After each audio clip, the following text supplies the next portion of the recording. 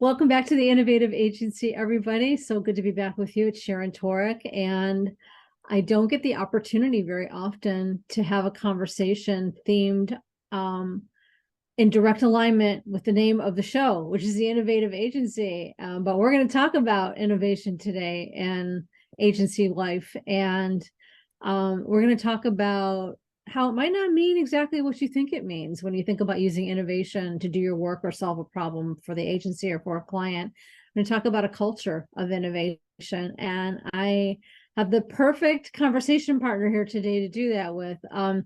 Jacob Beckley is the Executive Vice President of Technology, Product, and Innovation at Fusion 92 and has devoted his agency career towards integrating, implementing, developing innovation, and using it to advance his agency and his clients. And so I'm really excited about the conversation today, Jake. I thank you for being here, and I'm looking forward to learning from you.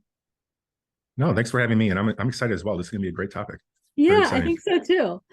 So we were chatting just briefly about how it's easy to lump or to be a little bit exclusionary in our thinking about innovation and think it means a very narrow set of ways to solve a problem when you're running an agency or doing a campaign for a client or trying to help them take advantage of an opportunity. And I know I said to you that the first thing that comes to my mind when I think of agencies and how they think about innovation is technology. They're thinking about what is the newest, latest technological innovation they need to be aware of. What technology do they need to be concerned about, afraid of? Right now it's AI. 5 years from now, we'll be talking about something else, I'm convinced. It's been Web 3.0. It's been a lot of different things. But you raised the point that it's really so much more broad than that. It's about building a culture of innovative thinking. And so let's talk a little bit about that. I guess I'll start with that. What do you think is the role of innovation in agency work these days, and how has it evolved since you? Oh, it absolutely has evolved. You know, since we started our agency in '99, we didn't know what we were at that point. You know, we were working for other types of, brands. We're working, usually in the closet. We were doing stuff for other agencies, kind of behind the scenes. And what we realized pretty early on is that where we excelled was solving the unsolvable, trying to find the gaps of what the lead agencies weren't able to do, and then we would be able to execute it. We'd be able to do it. And the way we approached those things is we just didn't have limits. We always thought of every challenge and opportunity ahead of us with fresh eyes, and didn't take no for an answer, and didn't take impossible as an outcome, and I think from our very roots, we just approached everything completely different, and what we realized pretty quickly on in our time as an agency is, and this is even before innovation became a word, innovation now, everything, your doorknob to your camera, to your computer, to your phone, everything's innovative, but really, is it? Well, yes, it's innovative, or it's influenced by AI. If you listen to all the commercials, everything, exactly, everything is, and everyone thinks, oh, because it has AI, it's innovative. It's not. My car, my toothpaste, my coffee. Yeah, I mean, it really really doesn't matter. I saw a billboard the other day, and there's a plumber who was claiming he was innovative. And how do they do that? Maybe he is. Maybe he is. Maybe the way he's doing something with the pipes is innovative. We don't know. I agree. But innovation, the word really got diluted. I think it really started to get diluted in about 2010 is when I really started to see that trend happen, where it really got diluted. And what people didn't realize is that innovation just isn't about adding on another layer of technology, like you just mentioned, or looking at the new trend of AI or natural language processing or Web3 or whatever these things are. It's really at its root, it's about identifying what is the real problem we're trying to solve, and a lot of times, in our careers, we go to the easy solves, and we think, oh, we're being innovative because we did something different for ourselves or something different for our client. But really, was it? And it really comes down to solving that right problem. There's many examples throughout my career where I could point to examples where clients are like, we got to solve this one problem and figure out this solve, and that's going to be the answer to everything. And sometimes it's not, and sometimes you really have to break down that problem and see what is the problem matrix. What are the things that are influencing that problem? What are things that are triggering and influencing that problem? And eventually you might get to the end of the problem matrix and realize that I can solve this one problem that the client didn't even think about. That's going to be real innovation, and that's going to leapfrog them ahead of their competition or put them into the front seat of their industry.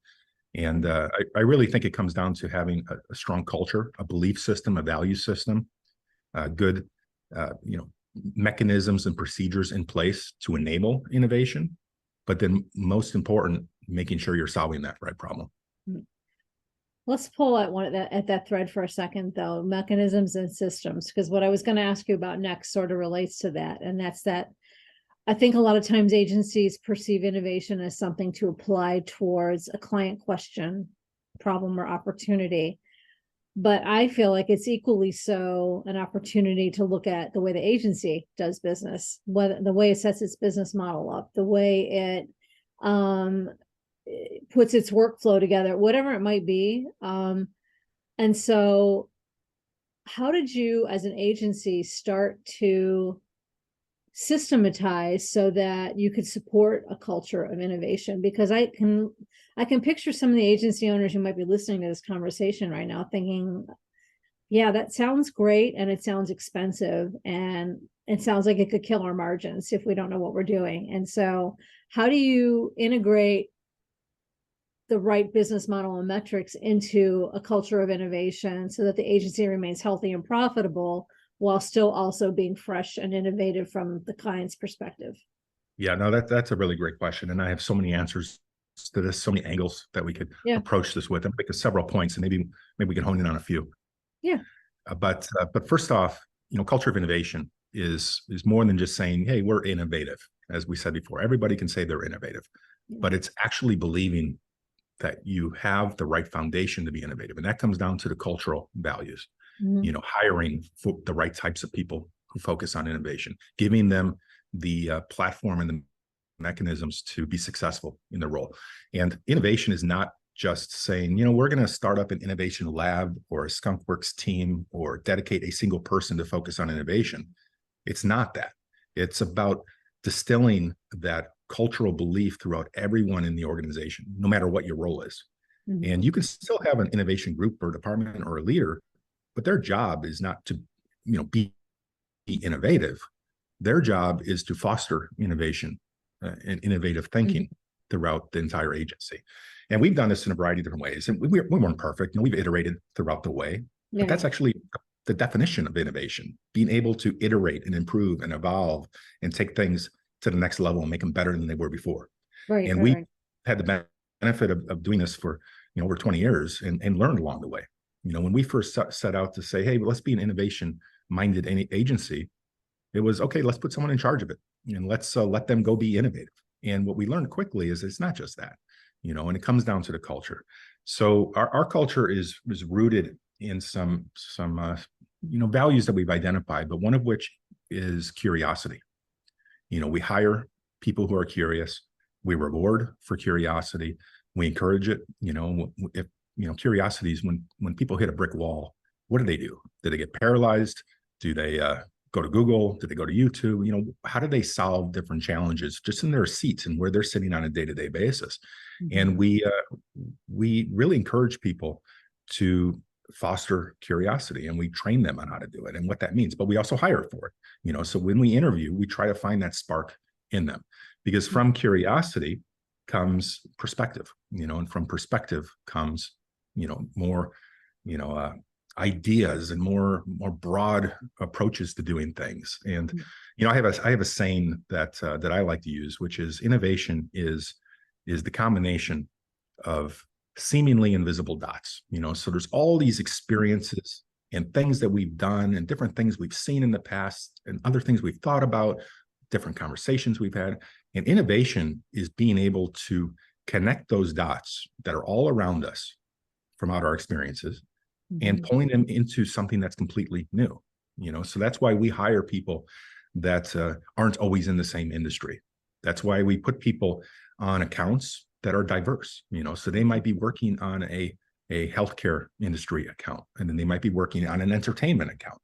The ideas that you can bring from all different experiences of types of accounts that you work on can come together to take something from the entertainment industry and put it into the healthcare industry as an example. And you can come out with something that's extremely groundbreaking and breakthrough, because inevitably breakthrough is how innovation is measured.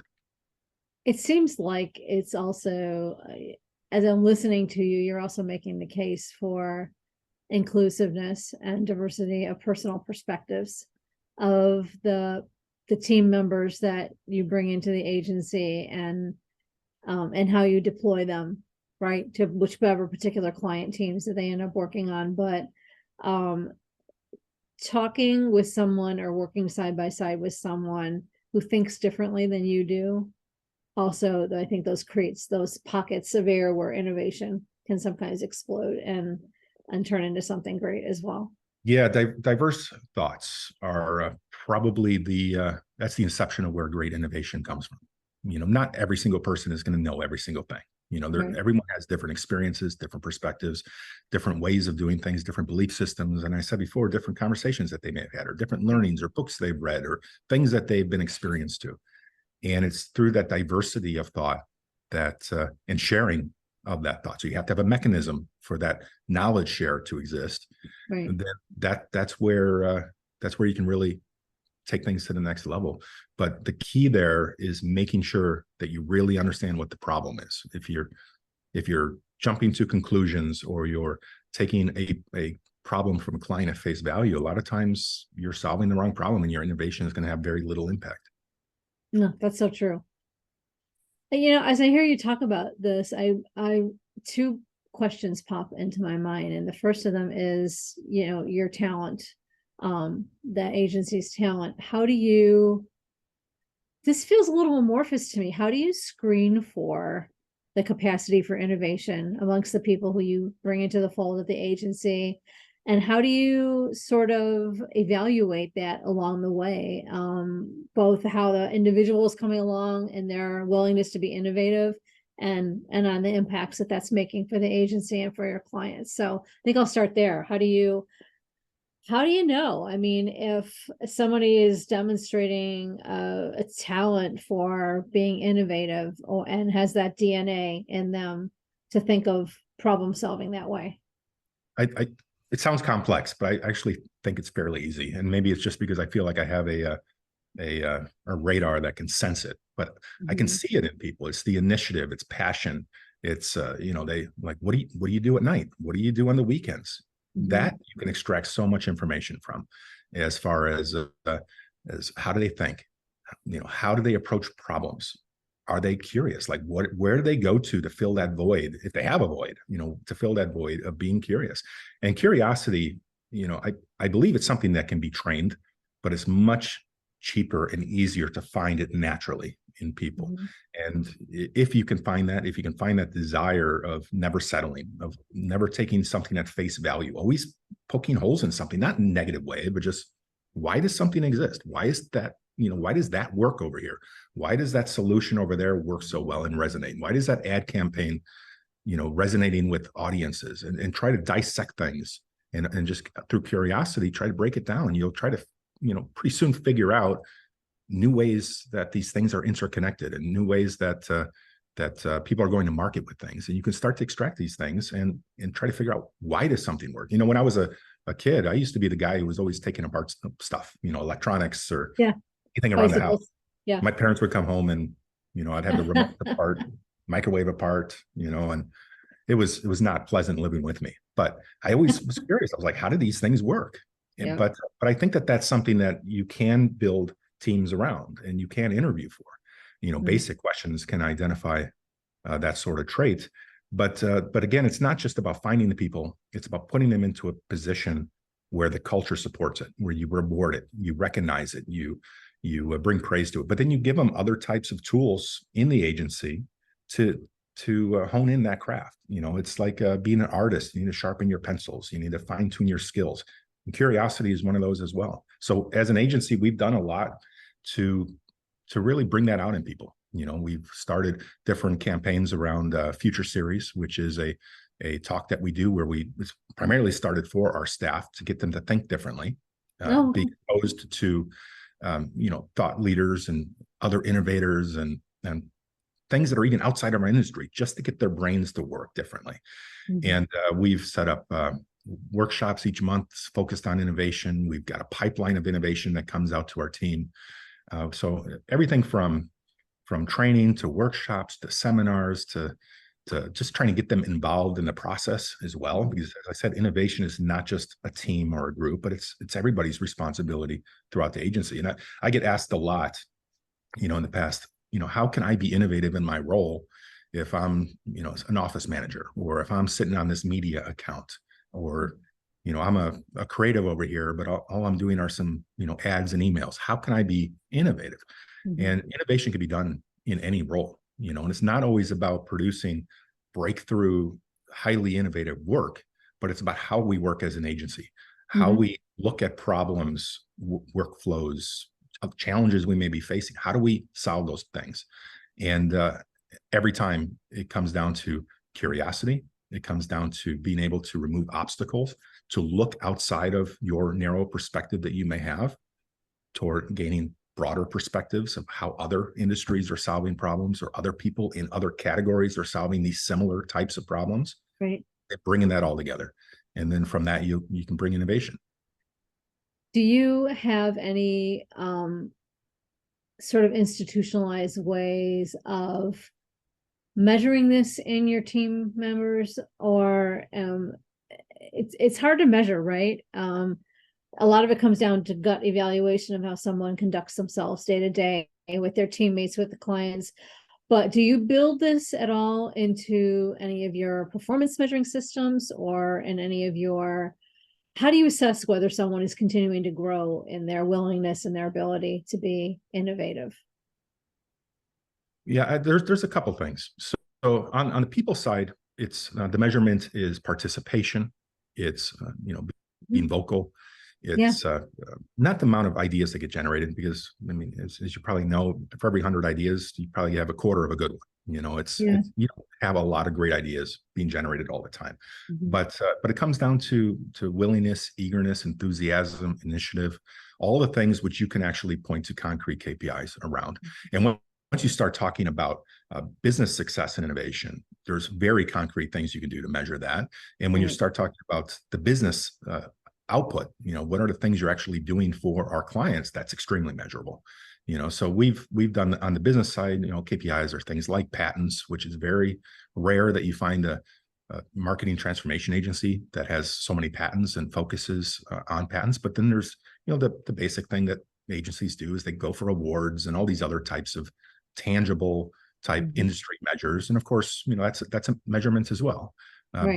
But when it comes to the people, I would say it's much more around participation, enthusiasm, initiative, drive, I how like often that. they come forward with things, and it's less about concrete measurement of did you do this and did you do that, but it's much Right. more of, it's a sentiment and a feeling, and it's not just you who has that as a leader, it's everyone around you knows. I mean, who are the ones that are wanting to impact the business the most, who are the Mhm. ones that want to see us succeed the most, and it just bubbles up to the top almost naturally. What I love about that is the scalability of it. Any agency owner listening to this, no matter how small your shop is or how large your agency is, you can certainly scale and evaluate at some scale um, how your team members are participating, how willing they are to either pitch new ideas, whether it's about how you set the kitchen up at your agency or how you solve a client problem, and whether they're willing to be vocal about what they believe in or whatever solutions they want to bring to the table. So I love Yeah, that because it's our scalable no matter what size. exactly right. And early on in our business, we used to have a mantra, which was these are, looking back, they're innovative mantras. It's the fail fast, or Yeah. experiment cheap, very innovative. But it's also ask for forgiveness later. That's how we grew, was this sort of just take a risk, just do We it. If you're lawyers love wrong, that one.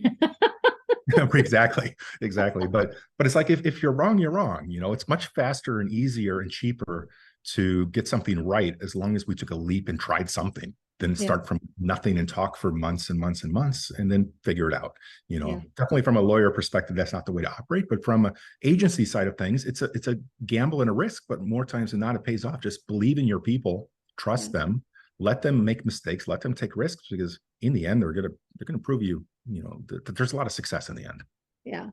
Yeah, I don't from my personal perspective on that is I don't see a lot of wrong there. I think that agencies in general tend to have a stronger stomach for risk than other segments of the economy, first of all, and there's lots of good reasons for that. And I'm all for it because I think that's what moves the needle, as long as you understand the risks you're stepping into. And if you're informed about them and you're willing to assume them, then taking calculated risks is how you move the needle in culture and commerce in lots of different areas. And so I don't shy away from it, or necessarily even counsel our clients to shy away from it unless they're not doing it informed. Then Responsibly. yeah, or just without having done any due diligence at all. That's when, and certainly, we're about helping you put systems and process in place to plan for it as best you can. But you can't plan for every contingency, no matter how lawyered up you are. I'm certainly I've been around the block enough times to have seen that and to admit that. It's just the agencies are just envelope pushers in many ways, and so it's just part of the culture. One of the reasons why I love having a firm that serves them also. I wonder too about your experiences as an agency in selling innovation or innovative but untested solutions to clients. It's one thing to sort of have a culture internally of innovation and be supportive of that. But when you have clients who are nervous about their spend or about their public image or whatever it might be, how do you sort of take them by the hand and walk them through how an innovative solution is going to be good for them, or at least worth an experiment? Because I imagine those can be some challenging conversations sometimes. Yeah, many times it can be, and the key there, I think you hit it home. It's the experiment, experiments, and don't throw your entire budget at a new and unproven idea. You have to test and learn. That's also something that we've done pretty successfully throughout our career. We don't come in with an idea and just say, okay, this is it, now go do it, and then try to convince them, which is very difficult to do, by the way. But it's test and learn. It's segmentation. A lot of this comes down to data. Innovation is not just go off and try something new, but you have to prove it. You have to test it. You have to incrementally grow it and expand it, and as well as adapt it. An idea you come up with, a year ago, it takes you a year to develop, let's say. It might not be the same idea that you actually completely develop. You've iterated and evolved that idea along the way. But a lot of times that's done through data, it's done through testing. So we've added a significant amount of reinforcement to our agency on that side of the fence, which is around our data and optimization. So we measure, test, and we learn. So innovation is about learning. We've also instilled a innovation process, which this isn't just an idea that, oh, we're just going to be innovative and try this and try that. It's not just a sandbox of no structure and no bounds and no walls. Our process is built on a stage gate process. So we get out as quickly as possible from over invested or bad ideas. So the idea is, and let me give you another example. A lot of innovation companies or companies that try to build internal innovation groups, they try to build these ideas and spend a lot of money and a lot of time doing it to prove an idea. Right. And my philosophy is that we need to disprove an idea. Focus on the hardest things possible. Focus on, of an idea, there might be 12 different things that you got to do.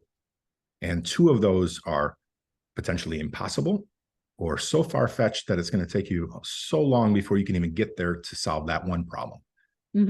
Reverse it. Focus on the hardest things first. Focus on the big, hairy problem challenges here so you can disprove that idea as quickly as possible. It might not be the right time. The technology may not exist for that solve.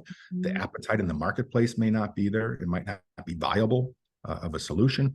So if you focus on the worst things first, you're going to get out of the problem as quickly as possible.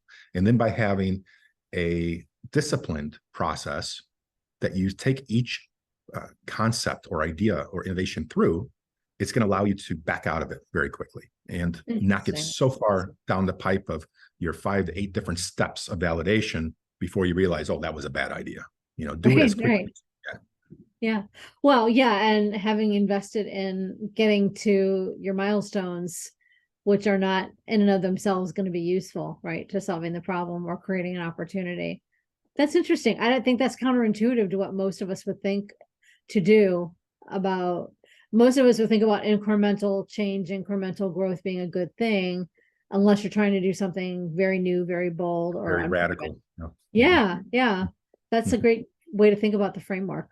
Yeah, and then we've also worked with clients on this side. So clients come to you and come to us and are like, we want to start up an internal innovation practice. We want to dedicate time and resources within our company to really foster a culture of innovation, to start an innovation team, to create an innovation lab, all the things that there were big trends over the past 10, 15 years for very large companies that wanted to do this. And some did it very successfully. And that was one of the biggest problems that they faced, is that when they did it themselves, they realized, oh, wow, this is expensive.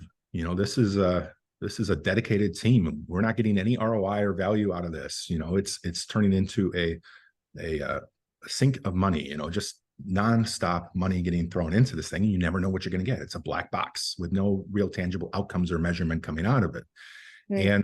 And when we help set up this for companies, we approach it that way. We tell them, you got to get out of these bad ideas as fast as you can. Any idea, good or bad, you got to get out of it as fast as you can. But that, don't lose it, just table it. Eventually, maybe the timing will be right, the market will be right, other things that you may be working on elsewhere can now affect that. And now you can bring that one back to life. So it's important that you do have a process, that it's not just a nebulous sort of black box of do whatever you want.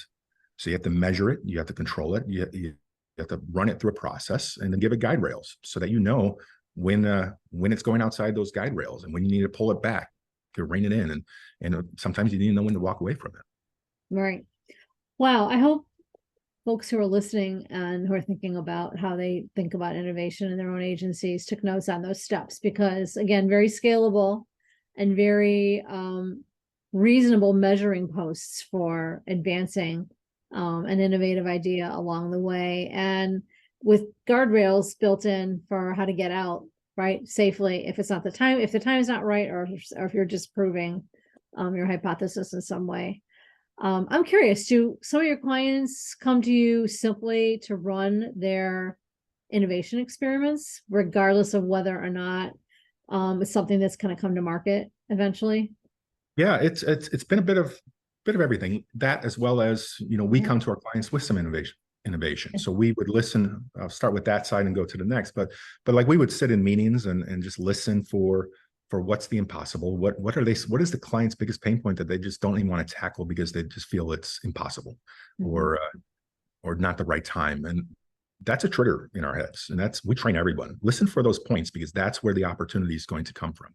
Then we would take an idea back and we would go back to the drawing board and ideate on it and be like, what, there is a solve for that. We took it from this industry over here, or this other learning that we had from this client's engagement. We can come back with an idea that solves a problem that they never thought was solvable. And that's early on. That was a lot of the breakthrough innovation that we brought into the industry was done just because of that. And then we got into a phase where we were helping clients build internal innovation groups because they saw the value of it. They knew that they needed, if they were the second seat in the industry, for example, they knew that they had to leapfrog over the competition. The only way to really do that was taking measured risk and using getting stronger products, and a lot of that's done through innovation. Dedicating time to focus on what's next, the next gen. Whether that's applying natural language processing or AI or machine learning or something new that was trendy at the time. But like, where did they need to apply that in order to really take over an industry? And so we spent a lot of time doing that, helping clients set up innovation labs and practices, and giving them methodology and principles and guideposts for how to measure it, how to just manage it. I mean, it's to keep it all Yeah. going. It's a difficult thing to try to do in-house for companies, and that's why they do outsource it a lot. Is because Yeah. a lot of these cultures don't really have a environment that is fruitful for innovation. They stifle innovation. It strikes me that that is a really smart way for agencies who want to monetize their ability to be innovative, but who don't necessarily want to limit their margins by having to actually produce the stuff that's innovative, would profit from innovation practices, right? Because you can get in, do the best of your teaching, concepting, etc., and then the client can either launch with you, or they can launch internally, or you've already sort of, it's kind of very much a consulting model, which is a really interesting way of taking what you know and monetizing it in a different way than agencies typically think about. Yeah, Yeah. it is like that, and a lot of clients that we did it for, they were already retainer accounts. So we've Yeah. already working with them on service side of the business, managing or stabilizing a certain area of growth for them. And then having But then this it's a feeder, right? Then it's a feeder to that exactly, other side of then the it's a agency. feeder. And then Yeah. they start to see the value and excitement around this idea of innovation and what you can bring to them. And Yeah. then this idea that you can help them do it. It's just a progression of the relationship, because at the end of the day, we're out here to see them succeed at any cost. And we want them to leverage us however they can, however they want. But we're always going to be there throughout the relationship because they value us and they value our approach and they value our brains and the way we think. But inevitably, we want to help them. We want them to be able to learn how to fish. We want them to learn the tools so they can be even more successful. Because if they're successful, inevitably we're going to be successful. Right. Well, that's how you create stickiness for sure between agencies and their clients. So if you had to share one or two of those pieces of low-hanging fruit about how an agency owner or leader could start to think about institutionalizing innovation a little bit more in their agency. It's not a switch you turn on, right? One day to the next, but what are some of the first couple of steps they should be thinking about taking? Boy, I really believe this one strongly, but you really need to focus on the problem, the right problem. It's so easy to just take a problem at face value and say this is what we're solving for, and this is where we're going to apply our energy, and we're going to hopefully come out with something innovative as a result. But if you really want breakthrough, you need to find out what is causing that problem and what is causing that problem. So my message is, make sure you ask why. Don't just take things at face value. If a client says something and says, this is our problem, this is what we need to solve, and it's an attribution issue, understand, is it really, or is there some underlying issue? Maybe it's an internal workflow issue, and it has nothing to do with something that they think it is. So it's just always asking the why. The second thing is the culture. You need to foster it. You need to encourage it. You need to embrace it, cherish it, reward it, and just believe it, and first and foremost, you have to really believe it, and that it can be the differentiator for any agency. If they believe it, and they put the effort to embrace it and encourage it and hire the right kind of people that can carry on that message, then some great things are going to happen. Our agency is rooted in innovation. I mean, from the very beginning, ground up. And we do a lot right now in all different areas. In the media side, on data and analytics, and creative services, and just all over. But all of it is rooted in this idea of innovation, and that I believe is one of our major differentiators. I love it. Well, we talk a lot about niching on the show, but it is I think a lot of agencies think of it usually as, what sort of clients do you focus on, or what sort of skill sets that the agency excels in do we focus on. But in your case, it's the way we think and the way we do, and the way we approach. That's really the niche. And it's interesting to think of it from that perspective, because I think that that's what makes agencies standing out, is having a niche, whatever way you slice it, whether it's vertical, horizontal, or an approach. And you've given us a really great case study in how an innovative approach is a positioner for agencies. And so I've learned a It lot, and is. I really appreciate that. Yeah. No, it definitely is. One last thought on that is, it's very easy and I guess short-sighted even for agencies to think, oh, well, let's build a tool or let's build a product or let's build this widget and that'll be our measure of innovation. That'll be our claim to fame in the space of innovation. And it's really not. And I think if agencies can broaden their approach to much more than just technology, more than just a product or a tool, and start to really look at innovation as a culture, I think that they'll see some better results. I cannot, this is kind of a meta moment for me. I get to have a conversation on the Innovative Agency podcast about innovative agencies. And so I've learned so much from our conversation. So I know that Fusion 92, amongst many other things, does some white labeling for other agencies. And so I'd love to give everybody an opportunity to find out more about what the agency does and how to learn about your work. So where are some good places for them to do that? Well, they can visit our website. It's fusion92.com. We also have our innovation or part of our innovation group, which is called MintWorks. So you can go to mintworks.com and you can learn about our core agency services, how innovation is thread throughout that, and as well our product team. And not a lot of agencies have a dedicated product team, so big differentiator for us. But yeah, I would suggest those two starting points. And then obviously, if anyone wants to connect on LinkedIn, I'd be happy to continue the conversation there. Awesome. And that's MintWorks. It's spelled a little different, WERX versus WORKS. I've really learned so much from our brief time together. I want to thank you for spending time sharing your perspective on innovation for agencies. It's really, it opens up my eyes to so many opportunities for agencies, just in how they do their work or how they even grow their talent. And so thank you, Jake, for spending time with me today. It's been a great conversation. All right. Thank you much, Sharon. It's my pleasure. All right, everybody. Thanks for joining us. We will see you on the next episode and stay well until then.